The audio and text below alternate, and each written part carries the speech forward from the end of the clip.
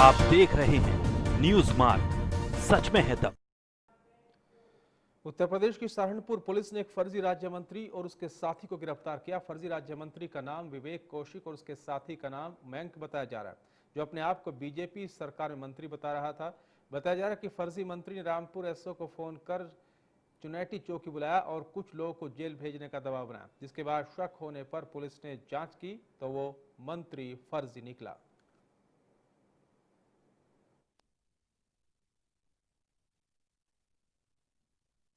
युवक हैं, इनके द्वारा कल पुलिस को गुमराह करने के लिए स्वयं को दर्जा प्राप्त राज्य मंत्री बताते हुए पुलिस के पास 2-3 बार कंप्लेंट करी गई। पुलिस के साथ में जो है अभद्र भाषा का प्रयोग किया गया और बार बार पुलिस को जो है किसी घटना के संबंध में कंप्लेंट करके बुलाया गया। जब हमारे थानेध्यक्ष पहुँचे तो पता लगा कि ये लोग जो है शराबी हैं, इनके द्वारा शराब का सेवन किया गया था और स्वयं को जो है राज्य मंत्री का दर्जा बताते हुए पुलिस को गुमराह किया जा रहा था।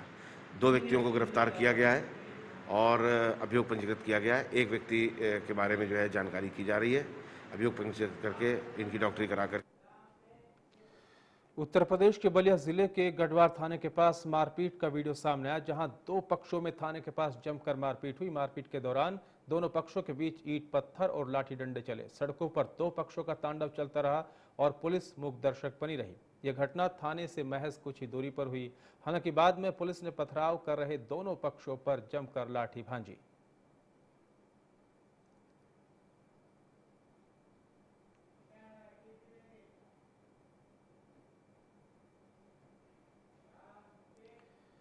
कानपुर देहात के राजपुरा थाना क्षेत्र के निब्री बालू घाट में उस समय हड़कंप मच गया जब घाट पर वाहनों से कब्जा करने आए दहशतगर्दों ने वहां मौजूद संचालक और कर्मचारियों पर ताबड़तोड़ गोलियां बरसा दी, जिससे संचालक गुलरेज फातमी की मौके पर ही मौत हो गई। साथ ही एक और व्यक्ति की घाट से करीब 6 किलोमीटर दूर एक कार में शव बरामद हुआ। तो तीनों लोग घायल हुए हैं, जिन्हें इलाज के लिए अस्पताल में भर्ती कराया गया। वहीं पुलिस ने मौके की नजाकत को देखते हुए गाँव में भारी पुलिस फोर्स तैनात किया है। राजपुर थाना क्षेत्र है, जहाँ पर बालू का पट्टा हो रखा था। उसी में पार्टनरशिप का आपसी विवाद था, जिसको लेकर के यहाँ पर सुबह के टाइम में झगड़ा हुआ, जिसमें गोलियां चली हैं। एक पक्ष से एक व्यक्ति इसमें मृत्यु हुई और दूसरे पक्ष से भी एक व्यक्ति की मृत्यु हुई। पुलिस ने तत्काल चारों तरफ से घेराबंदी की है और कई लोग इस मामले में अभी तक हिरासत में लिए जा चुके हैं। जैसा कि आप आपको जानकारी है कि यहाँ निबर्री ये गांव जो थाना राजपुर में पड़ता है, यहाँ जो माइनिंग का पट्टा दिया हुआ था, इस पट्टे में कुछ लोग पार्टनर थे और उन पार्टनर में आपस में पैसे को लेन देन को लेके विवाद था, जिसमें कि एक पक्ष का आरोप है कि इसने जो हमारी पार्टनरशिप की जो शर्तें थी, उस पार्टनरशिप की शर्तों के हिसाब से पैसा नहीं दिया था। तो इसको लेके आज इन लोगों में कहासुनी हुई और वो कहासुनी फिर इस तरह से बड़े झगड़े में बदल गई, जिसमें कि दोनों पक्षों ने एक दूसरे पे फायरिंग की है। उसमें 2 लोगों की मृत्यु हुई है और एक व्यक्ति लाठी डंडों की चोट से घायल है। इसमें कुछ लोगों को पुलिस ने हिरासत में लिया है और उनसे हिरासत में लेकर पूछताछ की जा रही है और जो भी इसमें शामिल हैं, जिस प्रकार से भी इसमें किसी भी तरह से रोल में उनका संलिप्त।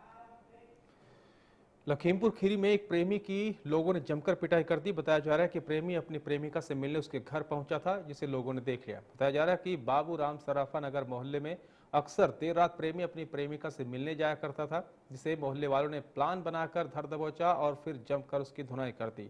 वहीं पिटाई का वीडियो सोशल मीडिया पर वायरल हो रहा है।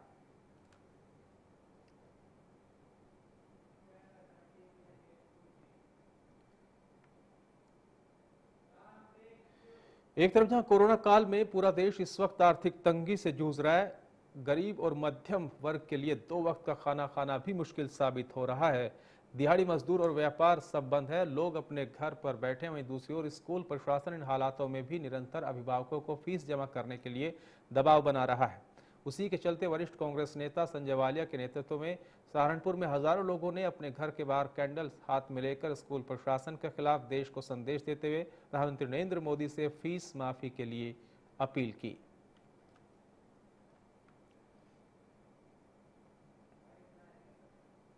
तो एक ही है, कोविड-19 में जो आर्थिक तंगी का दौर चल रहा है, सभी अभिभावकों की फीस माफ होने का काम हो, जिससे कि हम सारे भारतवासी मोदी जी से पुकार कर रहे हैं कि हमारी फीस माफ करने का काम करो, जिससे कि हम सुकून से आपके आदेशों का पालन कर सके। जो एक शब्द है, मोदी है तो मुमकिन है, मोदी जी साकार करने का काम करो। जो हमारा विश्वास है उसे हमारे पे आशीर्वाद करने का काम करो, और जो लोगों का विश्वास आपके ऊपर है उसे कायम करने का। पाकिस्तान से चला टिड्डी दल सोनभद्र के घोरवाल से होता हुआ हालिया ब्लॉक के गांव तक पहुंच गया, जिसकी सूचना मिलने पर प्रशासनिक अधिकारियों ने इसे निपटने के लिए बैठक की। विकास भवन में सीडीओ ने अधीनस्थ अधिकारियों के साथ बैठक की, जिसमें उन्होंने टिड्डी दल को रोकने के लिए ग्रामीण इलाकों में अधिकारियों और कर्मचारियों की तैनाती करने का निर्देश दिए। टिड्डी दल को भगाने के लिए शोर मचाकर उन्हें भगाने के लिए थाली, मजीरा और डीजे, फायर ब्रिगेड की गाड़ियों के हॉर्न का प्रयोग करने के लिए कहा गया।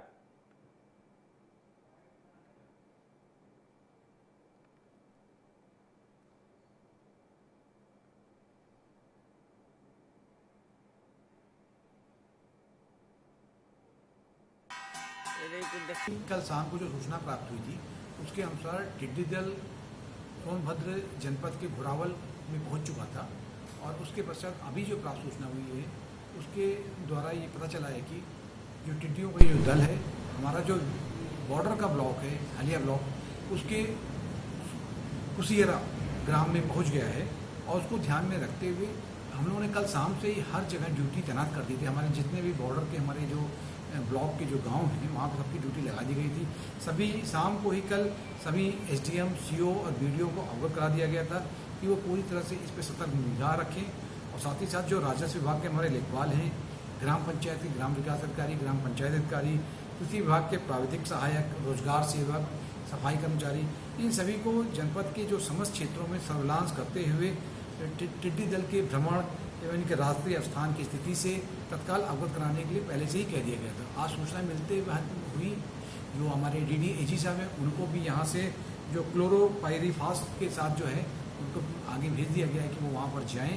और उसका इटावा नेशनल हाईवे पर बोलेरो ट्रक से जा टकराया, जिसमें एक ही परिवार के 3 लोगों की मौत हो गई।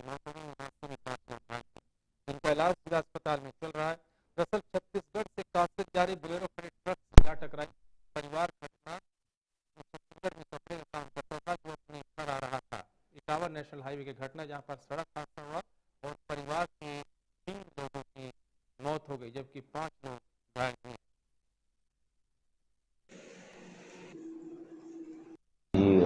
कुल मिला के जो आपका पुलिस लेके आई हुई थी हाईवे से नहीं, ये अनंतराम टूल प्लाजा है नहीं वहाँ से, जिसमें से 3 मृत अवस्था में लेके आए थे, और बाकी के 5 लोग हैं जिनको अभी एक तो थोड़ा सा गंभीर है नहीं, और बाकी का उनका प्राथमिक उपचार करके ही एडमिट कर दिए हैं। ये एक परिवार था जो छत्तीसगढ़ से और कासगंज जा रहे थे। ये बताया है कि इनमें से इनकी बेटी की शादी थी जिसके लिए ये जा रहे थे। ये सुबह भोर में करीब 3 बजे के करीब ड्राइवर से जो बात हुई है उसने ये बताया है कि शायद उसे नींद आ गई और आगे कोई गाड़ी खड़ी थी जिसमें वो घुस गया। बड़ा दुखद हादसा है। इसमें एक ही परिवार के 3 लोगों की कैजुअल्टी हो गई है। हम लोग 8 लोग थे ड्राइवर को लेके, और हम लोग छत्तीसगढ़ से उत्तर प्रदेश आ रहे थे कासगंज के लिए। मैं सो रही थी, उसके बाद मेरा आंसू हॉस्पिटल में आ गया। अच्छा, बहुत पता नहीं। उत्तर प्रदेश के बलिया में लॉकडाउन के दौरान नगर क्षेत्र में अब मिठाई की दुकान, पिज्जा हट, फास्ट फूड और बेकरी की दुकानों को नियमों के साथ खोलने की अनुमति दे दी गई है। इन नियमों का उल्लंघन करने वालों पर कार्रवाई होगी। सिटी मजिस्ट्रेट राजेश कुमार यादव ने बताया, इन दुकानों को सुबह 9 बजे से शाम 6 बजे के बीच खोला जा सकता है। सिर्फ होम डिलीवरी और पैकिंग के रूप में ही बिक्री की जा सकेगी। साथ ही सोशल डिस्टेंसिंग का पूरा ख्याल रखा जाएगा।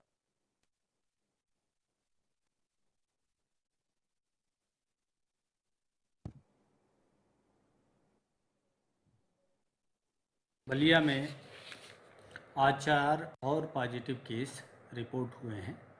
इनमें से 3 केस मुरली छपरा के ब्लॉक के 3 गांव चिरंजीव छपरा, हृदयपुर और शोभा छपरा से हैं, प्रत्येक गांव से 1-1। और चौथा केस पकड़ी ग्राम का 15 ब्लॉक का गांव है उसका है। इससे एक 50 साल की महिला यहां से रिपोर्ट हुई है। इस प्रकार 4 केस और बढ़।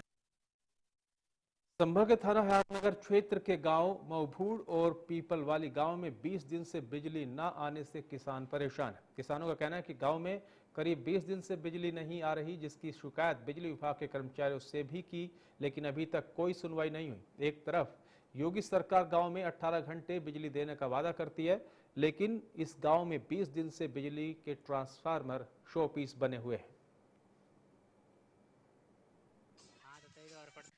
20 दिन हो गए सर का पूरा गांव परेशान है और गर्मी का समय चल रहा है। तमाम गांव के बिल जमा है और एसडीओ भी नहीं सुन रहे, न जेई सुन रहे, कोई पूरा विभाग बिजली का हमारी कोई नहीं सुन रहा।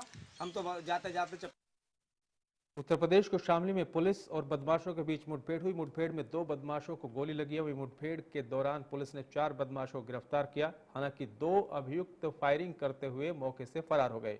पकड़े गए सभी बदमाश बागपत जिले के रहने वाले, जो लूट जैसी घटनाओं को अंजाम देने में माहिर है। पकड़े गए बदमाशों के पास से लूट का कैश, 2 बाइक, तमंचे, जिंदा कारतूस बरामद किया गया। पुलिस पकड़े गए बदमाशों का आपराधिक रिकॉर्ड खंगालने में जुटी है।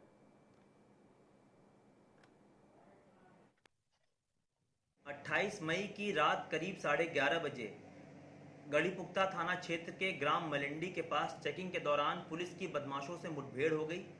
इस मुठभेड़ में एक मोटरसाइकिल सवार 2 बदमाश गोली लगने से घायल हुए हैं, जिन्हें उपचार हेतु अस्पताल में भर्ती कराया गया है।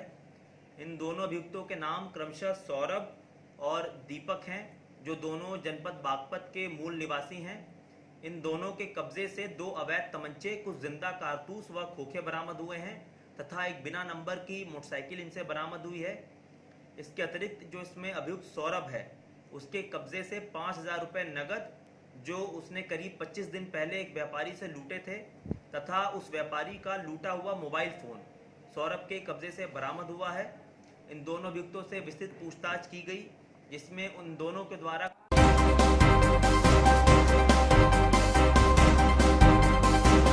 आप देख रहे हैं न्यूज़ मार्ग, सच में है दम।